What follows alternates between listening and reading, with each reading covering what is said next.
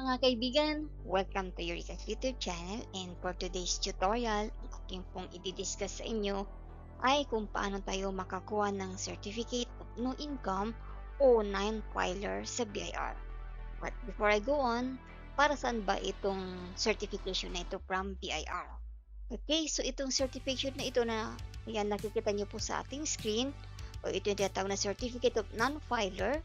Ito ay ginagamit for scholarship, visa purposes, or para makaabil ng discount sa tuition fee ng inyong mga anak. Ito din po ay ginagamit para sa pag-apply ng trabaho na offer ng government or livelihood program, and also to seek medical assistance sa mga indigent. Okay, so let us continue our tutorial. Okay, so ito po yung step-by-step guide kung paano tayo nito makakuha sa BIR. But anyway, ito po ay ating masisecure sa BIR na nakakasakop sa ating residence address. Okay, so hindi ka pwedeng makakuha nito kahit saan na lang. Dapat doon ka lang pwedeng kumuha sa Revenue District Office having the jurisdiction ng iyong residence address or kung saan nakakasakop sa iyong address. Okay, so akin kung ipagpapatuloy na. Okay. So ito po yung ating Certificate of Non-Filer. Okay, andyan na, nakalagay na dyan yung bagong logo ng BIR plus yung kanilang yung may control number din siya sa upper right, tsaka yung date. Okay, so again, ito po ay ginagamit for scholarship or visa purposes, also medical assistance, and job or livelihood program. Okay, so ito yung pinaka-heading niya. Ayan, so meron siyang control number, RDO number, control yung number mismo na 4 digits, kung anong year, date, issuance. Ayan po yung pinaka-title niya, Certificate of Non-Filer. Diyan nakalagay yung name ng request. Okay, yung PIN, tsaka yung residence address. Okay, and then next po yung pinaka-body. Yan, so may mga boxes dyan, tinichika ng BIR dyan kung ano yung applicable sa iyo. And also dito sa later part, para saan po siya gagamitin. And then we have the certification fee, details po nitong certification fee. Anyway, 100 pesos lang po yung babayaran mo dito plus yung doc stamp na 30 pesos. And also, ito po yung box para sa mga signatory. Okay? Ito po yung mga requirements. So, make sure na alam nyo itong mga to para pagpunta nyo doon ay ma-process agad yung inyong request. First is the letter request stating reason, purpose, and name of child if for scholarship. Okay?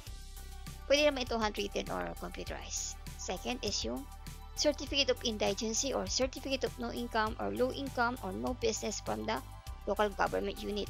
Sa barangay po ito hinihingi. So, no need na yung manggagaling pa ng BPLO or sa munisipyo. Yung sa barangay lang is enough or sufficient na yon as per BIR Citizens Charter. Okay, so saan barangay ka kukuha? Siyempre doon sa barangay ninyo kung saan kayo nakatira. Third is yung affidavit of no income, or no business stating the reason, purpose, and name of child if for scholarship. Ito po ay kailangang notaryado. Okay, so we have the 10 verification slip from BIR to be verified by the client support section, and then valid government issued ID. Xerox lang po ito pero kailangan pirmahan nyo. Okay?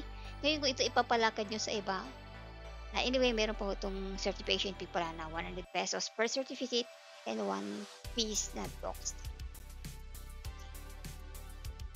Ito po pala, kung ito ipapalakad nyo sa iba, kailangan bigyan nyo ng SPA, yung maglalak.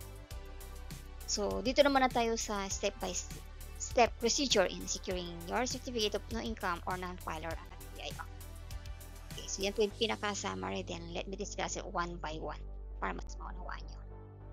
Una, proceed po kayo doon sa BIR District Office having the jurisdiction of your residence address.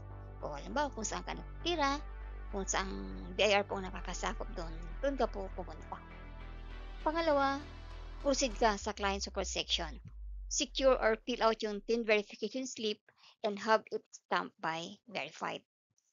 And then, present all the documentary requirements and have it validated by the administrative section. So, after mo doon sa TIN verification, proceed ka na sa administrative section. Okay, para ma-validate nila yung papel mo. And then, pag okay na yung papel mo, kompleto na, punta ka sa cashier, bayaran mo yung 100 pesos sa certification fee, yung bili ka ng doc stamp. Ito pwede itong bayaran sa cashier or through PayMaya or pwedeng sa bangko. Kasi minsan offline ng cashier ng BIR, so be ready dapat kahit pa paano may PayMaya kayo para hindi na kayo pumila sa bangko just for the sake of magbayad lang ng 100 pesos certification fee. Okay? And also, pag kompleto na nakabayad ka na, may doc stamp na, pasa mo lang yung requirements mo doon sa administrative section. At ginagawa nila kaagad yan kasi meron na silang layout. Kaya parang ini-edit nila. Kaya mabilis lang. Wala pang 15 minutes yan. Kung wala ka ng ibang makakasabay, ini-encode nila kaagad yan. And then, iikot nyo na po yan doon sa mga signatory. Okay, so doon lang medyo minsan nagtatagal kasi syempre pila din doon sa mga pumipirma. Okay, so once na napirmahan na yun, isi-xerox nyo po yung affidavit, yung certification from barangay, and also yung napirmahan na certificate of non-filer. Kasi yung original, i-release sa inyo yun ng BIR, pero iiwan kayo ng Xerox copy. Okay? So, yan po yung ating certificate of non-filer. Reminders lang po, kapag yung PIN mo halimbawa ay nasa ibang district na BIR, so, paano yun? Hindi ka makakakuha kasi hindi doon register yung PIN mo. So, pwede pa rin makakuha ka, pero may additional kang gagawin. And that is, magpipilat ko lang ng BIR Form 1905, isabit mo ito sa client support section, and then ipapareceive mo ito, and then yun ang ipipresent mo doon sa admin or magiging additional requirements ito.